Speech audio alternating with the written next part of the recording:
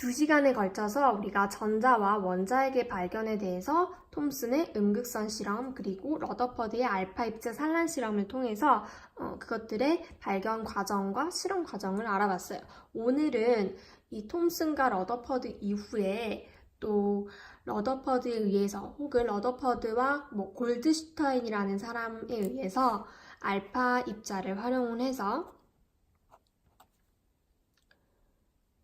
플러스를 띠는 입자의 발견을 하게 되고, 그리고 이후에 또 알파 입자를 이용해서 전하를 띠지 않는 입자의 발견을 하게 됨을 간략하게만 소개를 할 거예요. 이 두 가지는 사실 특정한 사람의 공을 강조하기 좀 애매하기도 하고, 그 실험 자체가 앞에 나오는 두 실험에 비해서는 좀 가볍게 다루도록 할 거예요. 그래서 러더퍼드의 알파 입자 산란 실험 이후에 플러스를 띠는 양성자, 전하를 띠지 않는 중성자의 발견이 있었다 정도만 알아두시면 될 것 같아요. 자, 그러면 오늘의 핵심은 이제 원자를 구성하는 입자들의 성질과 그것들을 표현하는 방법 등에 대해서 간략하게 소개를 하도록 할게요. 자, 원자를 구성하는 입자는 크게 보면 원자핵과 전자, 근데 그 원자핵을 구성하는 성분에는 양성자와 중성자가 있다는 거죠.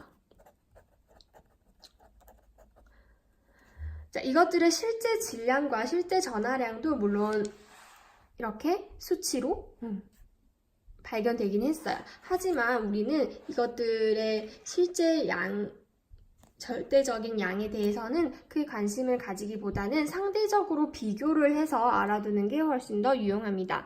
자, 상대적인 질량은요, 전자가 매우 가볍다라는 거예요. 어느 정도 가볍냐면 양성자와 중성자의 한계 질량은 거의 같고요. 이것을 1이라고 보았을 때 전자는 1837, 책에 따라서는 2000배 정도 가볍다라고 표현을 하기도 합니다.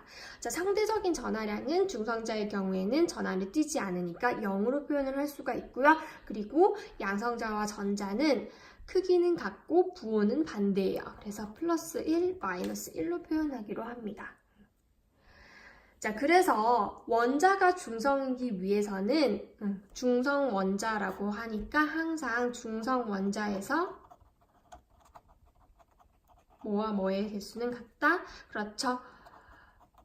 양성자와 전자의 개수는 같을 수밖에 없어요. 자, 그러면 이제 원자의 표시 방법을 한번 가볼 건데, 원자에는 이 세 가지 구성 성분을 표현을 해주기로 합니다. 예를 들어서 수소를 예를 한번 들어볼게요. 1번인 수소는 기본적으로 가장 간단한 수소인 플러스 양성자 하나와 전자 하나짜리 수소를 예를 한번 들어볼게요. 자, 이때 원소 기호를 크게 표현을 하고요. 그리고 왼쪽 위와 왼쪽 아래에 숫자를 적어줄 거예요. 자, 왼쪽 아래쪽에 양성자의 개수를 적어줍니다. 그리고 왼쪽 위쪽에는 양성자와 중성자를 더한 숫자를 적어줄 거예요. 이 경우에는 중성자가 없으니까 1이라고 표현을 하면 되겠죠. 그래서 우리가 전자 같은 경우에는 화학적 성질을 결정을 합니다. 화학적 성질.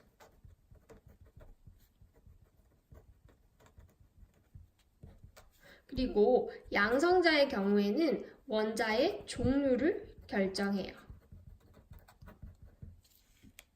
그래서 양성자의 개수가 다르다는 것은 기호, 즉 이 원소의 정체성이 다르다라는 것으로 이야기를 할 수가 있어요. 그래서 이 원자의 종류를 우리는 원자 번호로 이야기를 하기도 합니다. 1번은 수소, 2번은 헬륨 이런 식으로요. 자, 그래서 중성자에서는 양성자와 전자의 개수가 같고, 그리고 원자 번호는 양성자를 의미하므로 중성 원자에서 전자의 수도 결국에는 원자 번호와 같게 되겠죠. 그렇다면 지금 중성자의 경우에는 어떤 것들을 결정하냐면 중성자의 개수에 따라서 전체적인 원자의 질량이 달라지기 때문에 이러한 관계에 있는 아이들을 우리가 동위원소라고 표현을 할 거예요. 아까 수소를 예로 들었으니까 수소에는 지금까지 발견된 수소 두 가지를 한번 더 그려볼게요.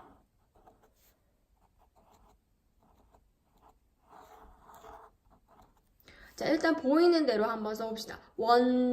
양성자의 개수는 원자 번호, 즉 원자의 종류를 결정한다고 했죠.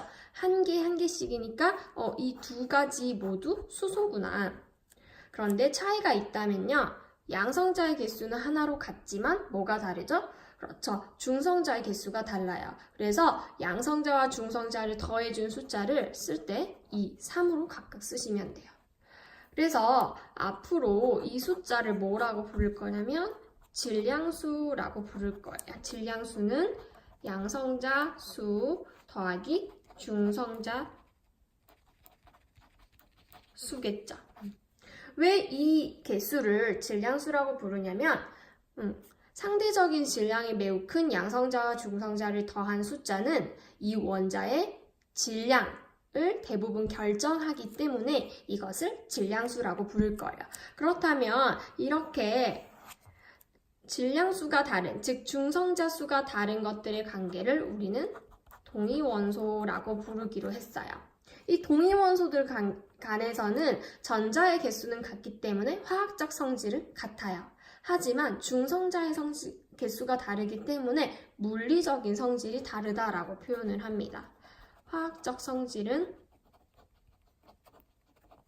같고 물리적 성질이 달라요. 구체적인 예는 수업 시간에 한번 문제를 통해서 확인해 보도록 할게요. 마지막으로 우리가 1단원에서 잠깐 배웠었는데 이렇게 동위원소들이 존재하기 때문에 화학식 양을 결정할 때 이들의 존재비를 고려해서 평균값으로 구하도록 한다라는 내용이 교과서 63쪽에 이어서 나옵니다. 예를 들어서 탄소 같은 경우에는 12짜리인 탄소와 그리고 질량수가 13짜리인 탄소가 존재를 하는데 이렇게 12짜리인 탄소가 지구상에 98.9%가 있고 나머지 13 정도인 원자가 1% 정도가 있어요. 그래서 100을 기준으로 전체로 봤을 때 100분의 98.93, 100분의 1.07 이런 식으로 존재 비율을 고려해서 평균값으로 계산을 하기로 합니다. 그래서 이 계산도 문제를 통해서 한번 같이 확인해 보도록 할게요.